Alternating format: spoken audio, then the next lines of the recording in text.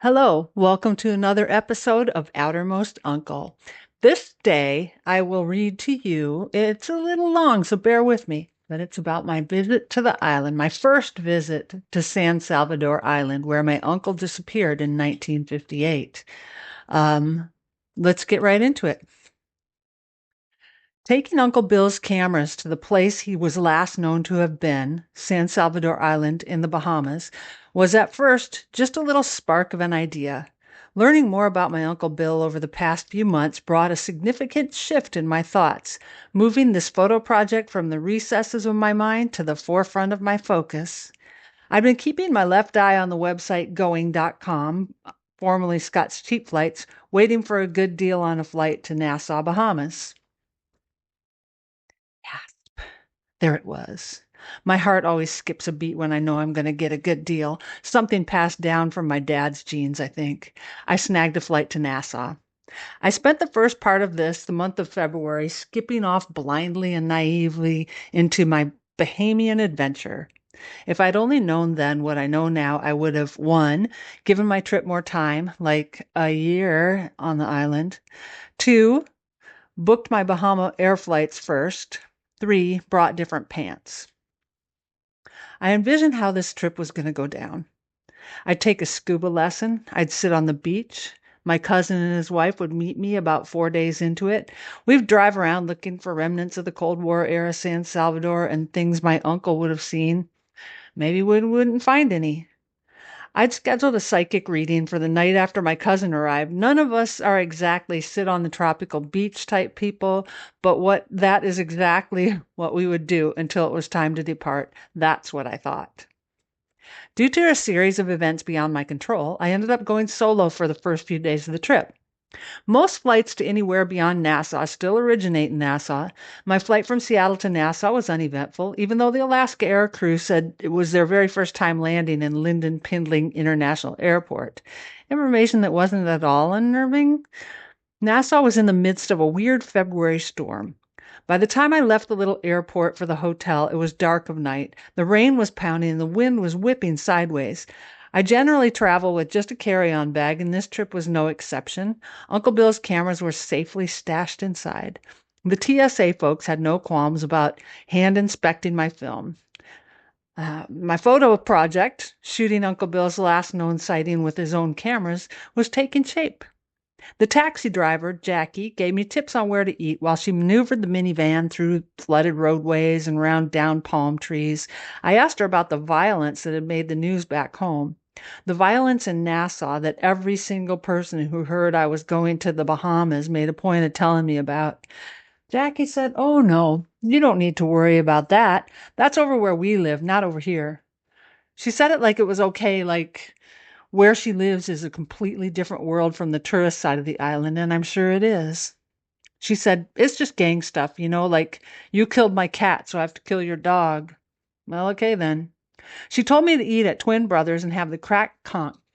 They say conch, which I did, and it was supremely delicious. Strips of conch, battered and deep fried. They gave me a steak knife to cut it, but it was so tender I could manage with just the side of my fork. The batter, fried to an irresistibly fluffy, crisp crust, was served with fried plantains and peas and rice. I had walked the half mile from the hotel through the crazy nighttime weather, my spirits bolstered by the fact that tropical violence won't encroach on my world. Jackie said so. All night long, the wind whipped loudly and the surf roared.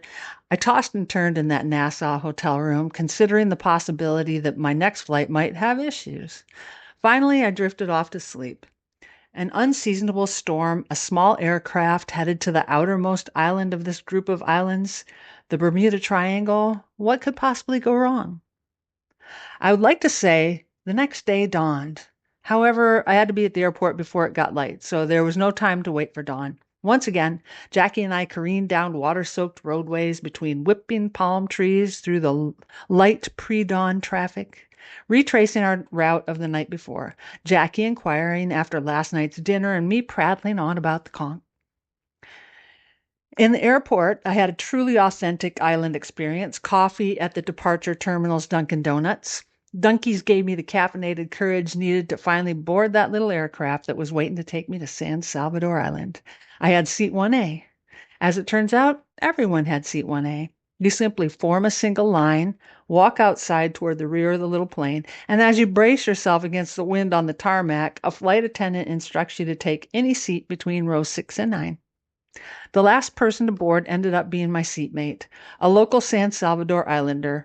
She was very upset about having had her bag checked. I told her I'm sure it'll be okay. It's a small plane. How can they lose it? My seatmate, with more emotion than deemed necessary. You don't understand. My sister had a package on this airline. They lost it. It took months before they got it to her. She was young, probably in her 20s, maybe 30, well-dressed. As we took off, she assumed the crash position, which she kept throughout the flight. White knuckles grasping the back of the seat in front of her. The flight was only said to be 1 hour with, I think, only 45 minutes in the actual air. It was a little bit bumpy, but I never thought it got all that bad. With every bump, she would cry out in Bahamianese. I think flying bothered her. The landing was okay. The pilot seemed to overdo it brake-wise, and I was glad for the seatbelt, which kept my face from slamming into the back of the seat in front of me. Charlie, the manager of the house I'd rented, was waiting for me at the tiny San Salvador Island airport. San Salvador Island is only 12 miles long and 5 miles wide, and with many inland lakes. I followed Charlie in my high jet, supplied by the Airbnb folks, to the house, a 3-bedroom home on the southwest side of the island in an area called Sandy Point. The power had been out, so the internet was screwed up, and while Charlie fixed it, I slid out to gather supplies. Gather supplies is code for I searched for liquor store. Back in Cockburn Town, seriously, it's spelled like Cockburn Town, but it's Cockburn Town. There's a grocery store called Dorette's. I stopped at Dorette's for snacks to bring back to the house. There was talk of the weather and the unseasonable storm. Back at the house, the storm raged. As it turned dark, the temperature seemed to rise, and the storm picked up with flying coconuts and everything. I had chosen the upstairs bedroom, a circular room with many windows and wonderfully dark wood floors. It took up nearly the entire upper floor. The room was on level with the tops of the whipping palms, surf roaring all around. For now it was me in the darkness, which had a feel that it was never ending. Certain this storm was going to go on forever and no airplanes would be able to rescue anyone, my survival instincts kicked in. I'd once completed Air Force Basic Survival School, where I learned to remain alive. You need air, then water, then shelter, then food. The first thing I did after pouring me a rum was to download a stack of library books onto my Kindle. If I was going to face roughing it, I wasn't going to do it without stuff to read. I didn't read much, though. I sat and watched the Atlantic. I didn't want to miss what it might do next. Plus, I wanted to gather my thoughts and make a list of questions for the upcoming session with the psychic. The next morning, I had scheduled a scuba dive class, my first ever dive. The weather had settled somewhat, and I showed up at Club Med, where the dive center is located, at the allotted time. Though the island is only 12 miles long, the drive up to Club Med took about 25 minutes due to potholes and curvy roads. I have to admit, I took to driving on the left side of the road more easily than I thought I would. The first part of the scuba session took place in the resort's pool. Veronica, my dive instructor, was from Paris, and most likely due to the weather, I was the only student. It felt like lifestyles of the rich and famous. One-on-one with my dive instructor. The pool session went well, and I learned about tanks and valves and what to do and how to be underwater, and hand signals. The afternoon dive was still questionable due to weather. Though the water was turbid and choppy, the dive boat decided to give it a go. I went out on the dive with a boat full of French folks. There was only one other American who was surprised that I was staying in a house. I've been to this island 4 times, and I thought the only things here were Club Med and the dive resort. Who knew? The pool session had gone so well, I'd like to tell you that I wasn't the blubbering, hyperventilating, trying to cling to the slimy hull of the boat in the choppy water tourist, but I was. It took a bit for me to relax, enough to descend. Once below the surface, the planet shifted. No, it was a different planet. I was very, very near where my uncle had disappeared, where my uncle had taken his last dive, almost on top of it. I saw the fish and I saw the shelf, which is really a coral cliff that drifts off and descends below to a darkened nowhere. I saw a shark. I saw crazy amounts of coral and a pufferfish with spines. I saw a baby turtle and a whole slew of barracudas. I saw schools and schools of neon fish in every shape and size and every color of the rainbow. I could breathe underwater. My uncle had done this dive many times. The rest of the boat's passengers were experienced divers, and they headed off over the wall as soon as we arrived. Veronica had told me in her French English, "Don't ever hold your breath. I want to see bubbles. All of the time, bubbles." I burned through those tanks in no time. We headed back to the boat. Everyone returned to the boat one by one and in small groups, excitedly chirping French. Me, I snotted into a Kleenex and tried to quell a bloody nose. One French guy said to me, "Don't worry, this happens all the time." What I'd thought at the time was the apex of this adventure was complete. I had survived, mostly unscathed, with only plugged ears as an uncomfortable side effect.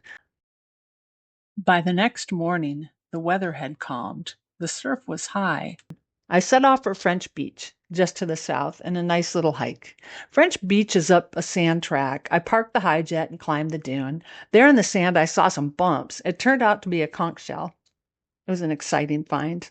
But less than 24 hours later, I realized there were about 800 gazillion shells around the island beaches. I heard voices behind me. A couple was coming over the dune, toting snorkel gear and what looked like a floatable tub. I met Ray and Margaux, who were in search of some dinner. They own a house here on the island, but also have houses in Maine and Africa. Ray donned his wetsuit, and I asked if I could take a picture of his gear. I headed east along the beach. About a mile up, there was an estuarial area that turned into what appeared to be mangroves. A good place to turn around. I'd spent the mile absorbing it all when it occurred to me, I need to talk to that couple. I almost ran back to the beach access. Margaux was still there, and Ray was beginning to haul in the washtub.